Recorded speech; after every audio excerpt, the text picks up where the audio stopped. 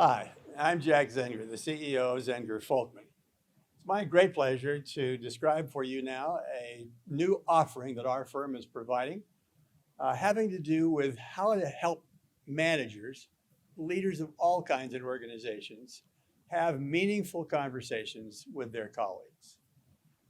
We all know what's happened in the last few months. People are feeling a greater distance from their colleagues than ever before.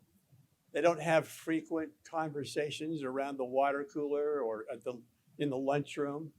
So there's a great need for meaningful conversations between leaders and their colleagues that provide the assurance, provide the direction, provide the stability that all of our colleagues so desperately need.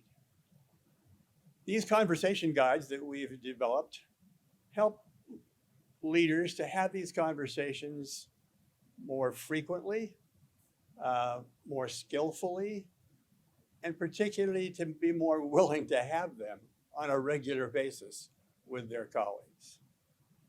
If this topic is of interest to you, if you would like leaders in your organization to improve their skills at doing this, we invite you to contact Zenger Folkman so that you can preview these materials and get them in the hands of the leaders in your firm.